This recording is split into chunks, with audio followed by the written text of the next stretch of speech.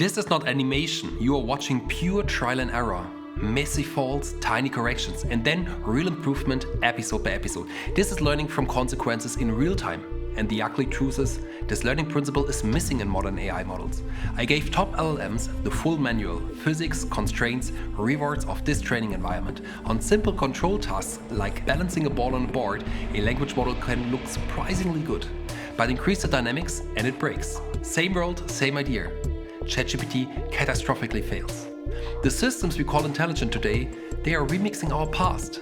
To create something generally new, you need a different engine. One that learns from consequences, not from text, like research, generating creativity.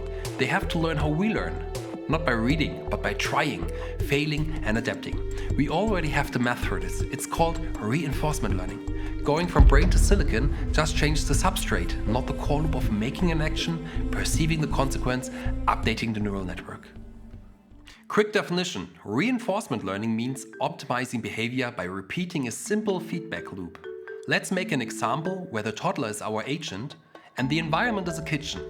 It's exactly how humans learn. A toddler, the agent, takes an action, opening a drawer.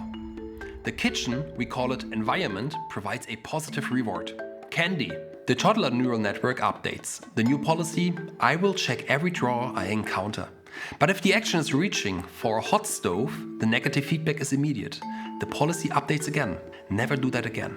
Okay, let's put this into practice. This is reinforcement learning that I set up in a game engine. Not one agent, many agents learn at the same time. And this is our creepy baby bot, the robot that should learn how to walk. The neural network predicts actions for every joint. Positive reward for reaching the goal, negative reward for falling. At first, it fails constantly. Then, from feedback, the policy updates. Step by step, reward starts climbing. And this is why reinforcement learning is expensive but powerful. It pays with experience to get behavior. It eventually converged to a familiar walking gait, the human way of walking, not because it copied us, but because it's the most efficient control policy for this body type. By the way, in my next video I'm going to give a basic intuition of how reinforcement learning actually works under the hood, so make sure to subscribe. Okay, let's give the language model information about the whole experiment. Every detail about the baby's physics, mass, torque, friction, joint limits. The full manual. A large language model is the best student in class, learning the full text by heart. Front row, perfect notes. So walking is not a problem, right? Even the gazelle can run 30 minutes after its birth, right?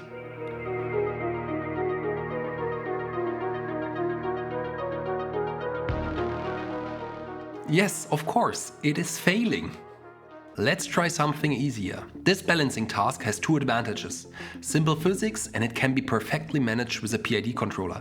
That is a standard human equation the LLM has seen millions of times in its training data. Now the stress test. Can a language model write a control policy in one shot? I gave Claude, ChatGPT and Gemini the same prompt, same constraints, same output format. Then I ran the code exactly as generated, no manual fixes. In balancing a ball, at least one-shot policies can work surprisingly well. Why? This task often collapses to a simple control law where a PID controller works perfectly. Look at the 3 best models out there. They all do quite well. Gemini struggles initially but eventually stabilizes. Still, reinforcement learning achieves the highest score overall, while Claude close behind, followed by ChatGPT and Gemini in 4th place. But when dynamics get richer, like full body locomotion, this breaks fast. Writing a plausible controller is not the same as learning robust control. So the conclusion is, LLMs can create control code when good descriptions of the physics exist. But most hard tasks do not hand us the model. It is simply too complex. There might be random distributions involved that are impossible to mathematically describe. Reinforcement learning is the system that learns from consequences without the necessity of the world model. Let's take a step back. What just happened here? What is the actual difference between learning control through experience and learning to repeat information from text? Imagine you want to learn how to ride a unicycle. Usually you go out and try it until you are able to do it. But consider that you are not allowed to practice at all. You can learn the whole theory about it and still you will fail catastrophically. That is the core gap. Description is not adaptation. LLMs are incredible at replicating patterns from static data, but robust control in changing environments needs consequence loops. Improvement appears when action meets consequence, repeatedly. Standing up, trying again, next time a bit better. Now here's why all of this matters right now. For years, the strategy in AI was simple: bigger large language models, more data. Capabilities exploded, no question. This is a graph showing benchmark tests of LLMs over time. Performance continues to improve, but the gains begin to diminish. Sutton's argument has been consistent for decades. Systems that act and learn from consequences win long term. He must know, he's the godfather of reinforcement learning and recently got a Turing Award for it. In a recent interview, he said the following: "Large language models are about mimicking people. They are not about figuring out what to do. There is no grounded truth in the LLM setup because you will say something and you will not get feedback about what the right thing to say is." In reinforcement learning, there is a right thing to do because the right thing is the thing that gets you a reward. Check the link to the interview in the description. Which brings us to the most fascinating fact about reinforcement learning. When you add a feedback loop to an agent, it doesn't just copy us. It creates strategies humans never scripted, true research, genuine creativity. Let's look at the core limitations.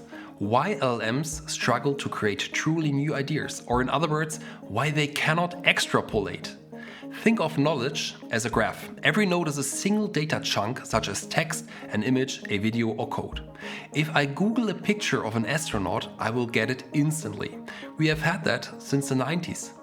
If I want a picture in impressionist style, here it is.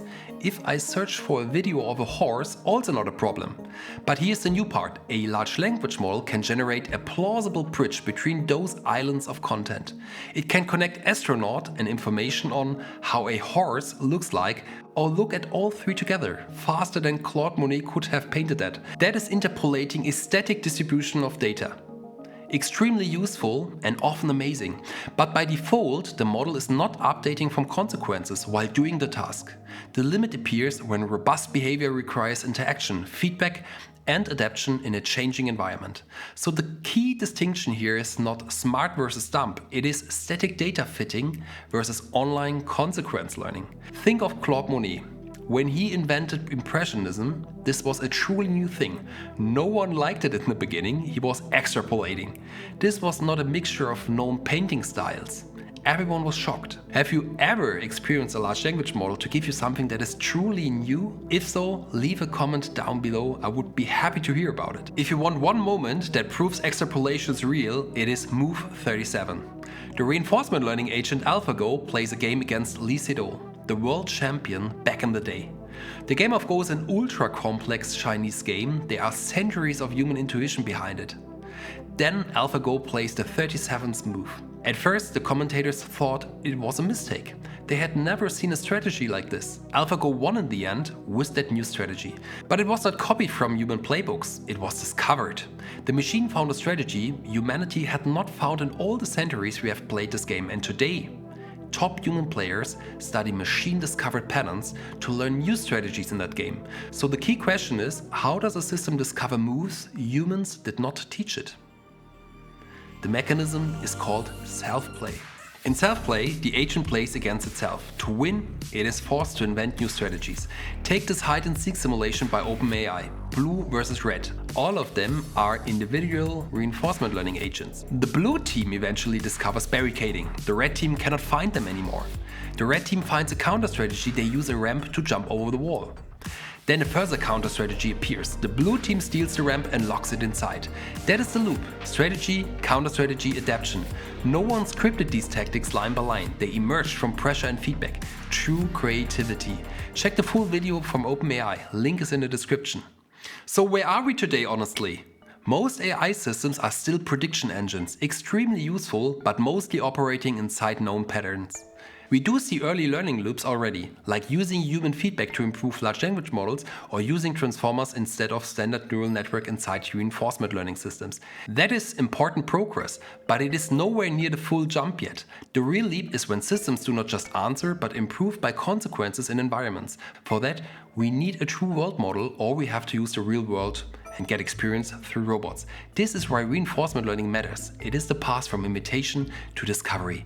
Again, in my next video, I'm going to give a basic intuition of how reinforcement learning actually works under the hood. Make sure to subscribe.